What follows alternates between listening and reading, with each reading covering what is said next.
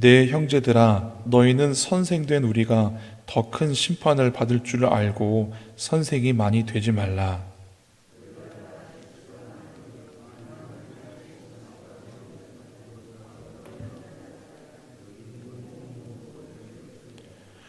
우리가 말들의 입에 재갈 물리는 것은 우리에게 순종하게 하려고 그 온몸을 제어하는 것이라.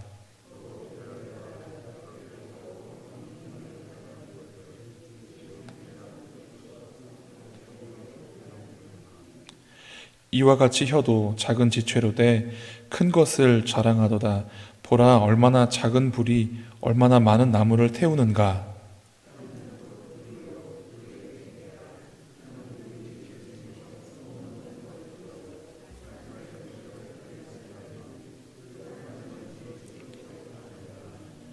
여러 종류의 짐승과 새와 벌레와 바다의 생물은 다 사람이 길들일 수 있고 길들여 왔거니와.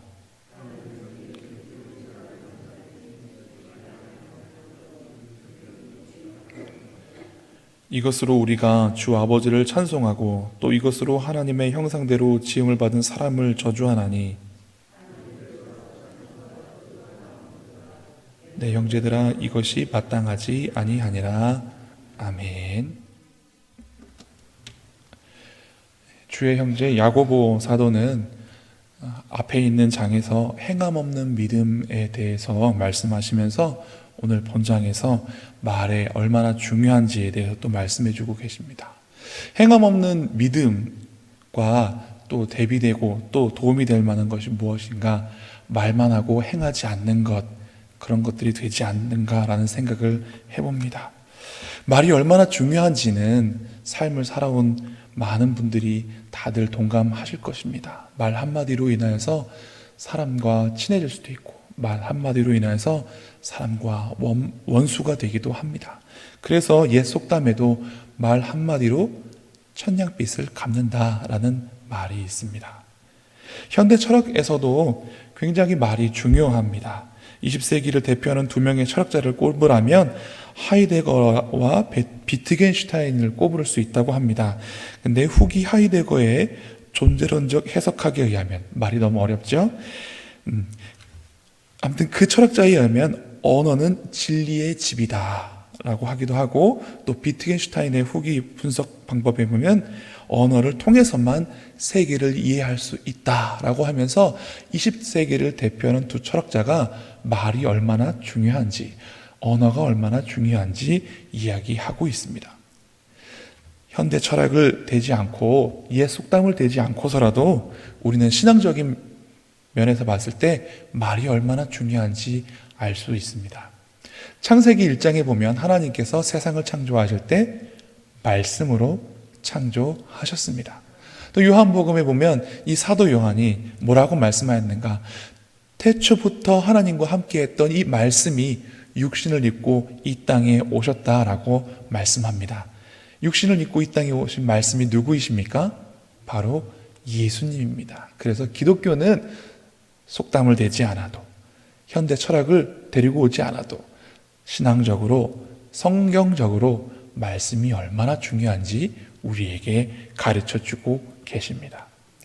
그래서 오늘 본문에 주의 형제 야고보가 우리에게 말씀하신 이 말의 실수가 없는 것, 성도로서, 그리스도인으로서 어떻게 언어 생활을 해야 되는가라는 것은 매우 중요한 일이 아닐 수 없습니다.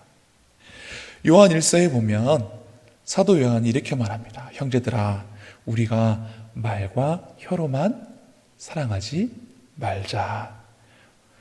행함과 진실함으로 하자. 우리가 진리에, 이렇게 할 때 우리가 진리에 속한 줄 알게 될 것이다 라고 말합니다. 주의 형제 야고보뿐만이 아니라 예수님의 제자도 또 성경의 많은 곳에서 말뿐만이 아닌 행함과 진실함, 실천하는 것에 대해서 중요하게 우리에게 말씀해 주고 계십니다. 처음 시작은 이렇게 시작합니다. 오늘 본문 3장 1절입니다. 네, 형제들아, 너희는 선생된 우리가 더 큰 심판을 받을 줄 알고 선생이 많이 되지 말라.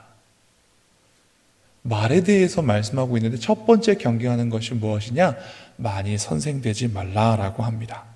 이것이 정말로 선생님이 되지 말라라는 말씀인가? 라고 생각해 보면 또 그렇지도 않습니다. 왜냐하면 선생이라는 일은 무엇입니까? 내가 알고 있는 것을 다른 사람에게 전하는 것입니다. 우스갯소리로 이런 말이 있습니다. 내가 갖고 있는 지식을 다른 사람에게 넣어주는 일을 하는 사람은 선생님입니다. 그리고 내가 갖고 있는 돈을 쓰게 만드는 사람은 사장님입니다. 근데 이 두 가지를 한 번에 하는 사람이 아내라고 합니다. 이해가 되십니까? 새벽에 너무 다들 웃지 않고 계셔서 잠깐 말씀을 드렸는데요. 선생님은 내가 갖고 있는 것을 남에게 전달하는 사람입니다. 그런데 예수님께서 마지막으로 우리에게 분부하신 말씀이 무엇입니까? 내가 너희에게 분부한 모든 것을 가르쳐 지키게 하라. 우리는 예수님의 지상명령에 의하면 가르침의 직분을 맡게 된 선생님들입니다. 그런데 선생님이 많이 되지 말라라는 말씀은 선생님 자체가 되지 말라라는 것이 아니라 이 선생된 직분이 얼마나 귀하고 또 이 선생된 직분이 얼마나 우리에게 주의를 요구하는 것인지에 대해서 말씀해 주고 있는 것입니다.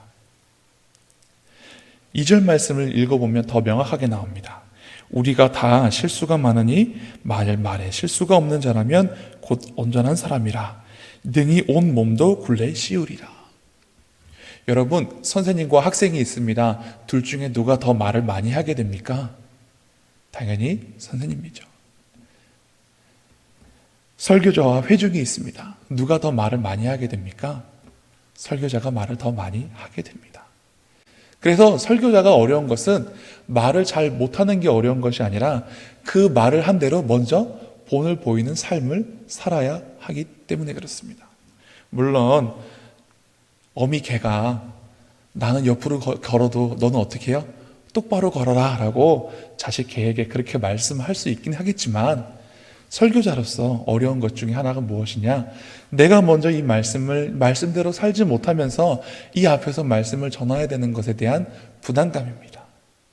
그래서 설교자는 말뿐만 아니라 행함과 진실함이 따라와야 하는 것입니다.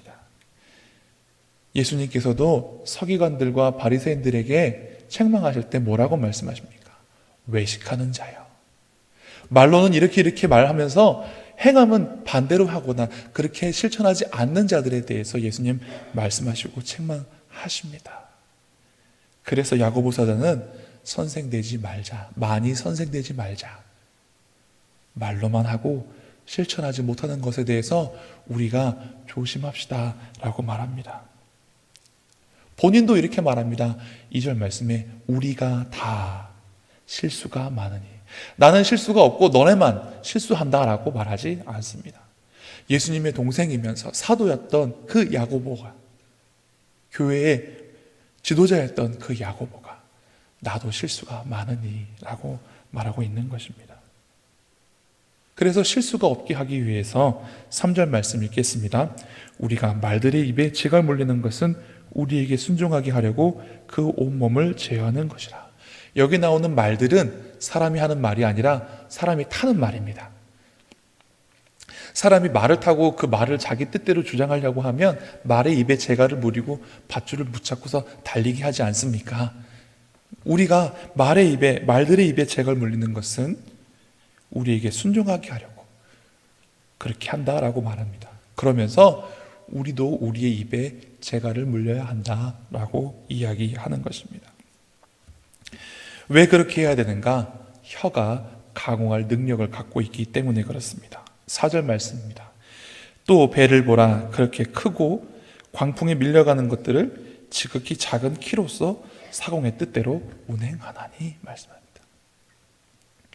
실제로 배의 방향을 잡아주는 키는 맨 뒤쪽에 이렇게 있는데요. 배의 크기에 비하면 정말 작은 부분입니다. 그러나 그 배가 어디로 가게 하는지는 바로 키에 달려 있습니다. 사람이 어떻게 하느냐가 이 작은 혀에 달려 있다라고 말씀을 하는 것입니다. 이와 같이 혀도 작은 지체로 돼 큰 것을 자랑하도다 라는 말씀이 바로 그 말씀입니다. 그런데 이 작은 지체, 그러나 온 몸을 주장하는 이 혀, 능히 길들일 수 있다? 없다? 뭐라고 말하냐면 길들일 수 없다라고 단언하고 있습니다. 7절 말씀입니다. 여러 종류의 짐승과 새와 벌레와 바다의 생물은 다 사람이 길들일 수 있고 길들여 왔거니와 혀는 능히 길들일 사람이 없나니 쉬지 아니하는 악이요 죽이는 독이 가득한 것이라. 여러분, 말에 실수가 없으십니까? 목사님, 저는 말에 실수가 요만큼도 없습니다. 그러면 하늘의 하나님께 감사하시기 바랍니다. 얼마나 감사한 일인지 모릅니다. 그러나 우리는 말에 실수가 참 많을 수밖에 없는 존재입니다. 그러면 어떻게 할까요? 아예 말을 하지 말까요? 그렇지 않습니다. 말하는 것이 두려워서, 말로 죄짓는 것이 두려워서 아예 말하는 것을 그만다면 어떻게 되겠습니까? 다만 우리는 이 말에 실수가 없도록 어떻게 해요? 혀를 길들이려고 노력해야 한다는 것입니다. 그런데 인력으로 되지는 않습니다. 어디에 있느냐? 같은 장 야고보서 뒤에 있는 말씀, 우리가 읽지 않은 말씀에 답이 나와 있습니다. 13절 말씀 제가 읽어드리겠습니다. 너희 중에 지혜와 총명이 있는 자가 누구냐? 그는 선행으로 말미암아 지혜의 온유함으로 그 행함을 보일지니라. 우리가 말을 잘 다스리려고 하면 지혜와 총명이 필요합니다. 그런데 이러한 지혜와 총명이 어디서부터 오느냐? 15절 말씀에 나옵니다. 이러한 지혜는 위로부터 내려온 것이 아니요 땅 위의 것이요 정의 것이요 귀신의 것이니 시기와 다툼이 있는 곳에는 혼란과 모든 악한 있으리라. 오직 위로부터 난 지혜는 첫째 성결하고 다음에는 화평하고 관용하고 양순하며 긍휼과 선한 열매가 가득하고 편견과 거짓이 없나니 말씀하십니다. 땅으로부터 난 지혜와 하늘로부터 위로부터 하나님께로부터 말미암은 지혜를 비교하고 있습니다. 우리가 우리의 입술을 잘 다스리려고 하면 땅으로부터 난 지혜가 아닌 위로부터 난 지혜를 사모해야 합니다. 그런데 이 지혜를 어떻게 구하는가? 기도밖에 없습니다. 느헤미야서를 읽어보면 느헤미야가 자기 고향 예루살렘에 황폐케 된 소식을 듣고 근심하고 얼굴에 수심이 가득하게 됩니다. 그런데 왕의 음식을 맡은 관원으로서 왕이 계실 때 그런 근심된 빛을 얼굴에 띄우니까 왕이 궁금해서 묻습니다. 네가 평소에 그런 것들이 없던데 왜 오늘은 얼굴에 수심이 가득한가? 그래서 자초지종을 말을 합니다. 왕이 또 다시 묻습니다. 그럼 내가 어떻게 해줄까? 그때 느헤미야서에 이렇게 기록되어 있습니다. 내가 하늘의 하나님께 묵도하고. 왕이 나에게 질문하는 그 순간, 그 짧은 순간에도 느헤미야는 자기 말 스스로 내뱉는 것이 아니라 하나님께 잠깐 속으로 기도하고 말을 내뱉습니다.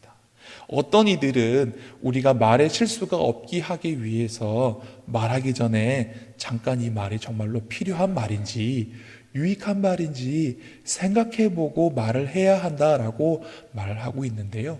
성경은 우리가 말하기 전에 하나님께 기도해야 한다라고 말합니다.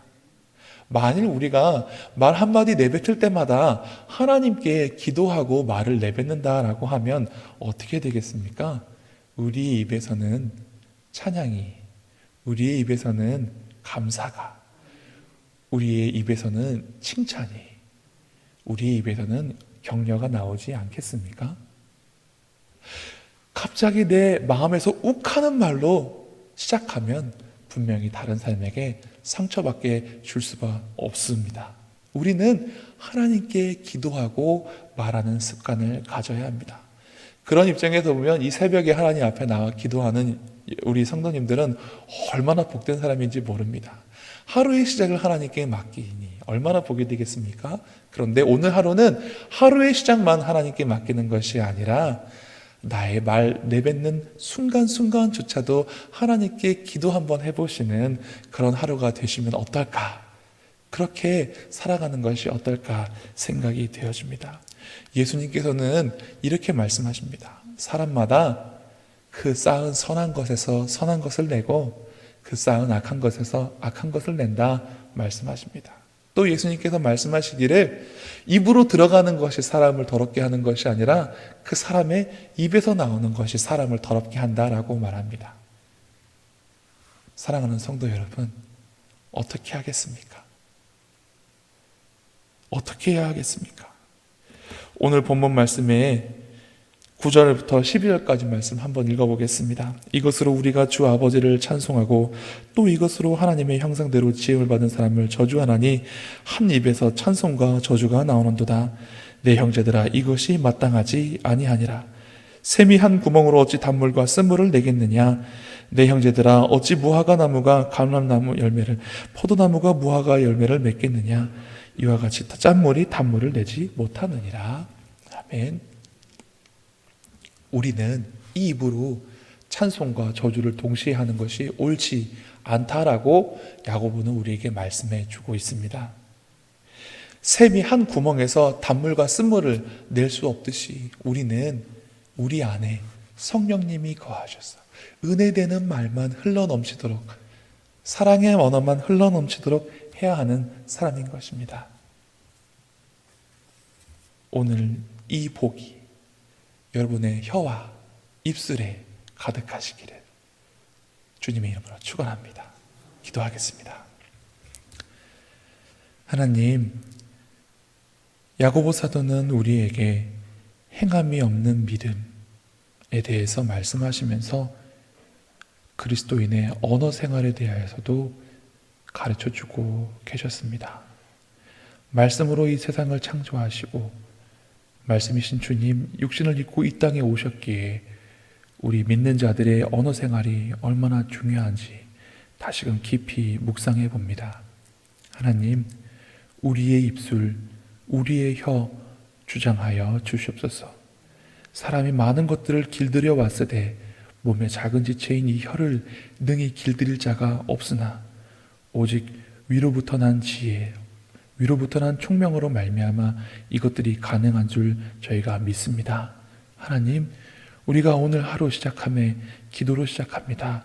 이제 우리의 입에서 나오는 말 한마디 한마디 할 때마다 하나님께 묵도하며 이 말이 과연 하나님께서 기뻐하실 말인지, 이 말씀이, 이 말들이 과연 유익한 말인지, 꼭 필요한 말인지 더 깊이 생각하고 기도하며 온몸 굴레 씌우는 이 말에서부터 자유하고 우리 스스로 온전한 믿음의 삶을 살 수 있는 저희들 되게 하여 주시옵소서. 말만 하고 행함이 없는 외식하는 자가 되지 말게 하여 주시옵시고, 하나님의 말씀들을 우리가 잘 지키며 우리의 삶 속에서 실천하는 저희들 되게 하여 주시옵소서. 감사드리며 예수님 이름으로 기도드리옵나이다. 아멘.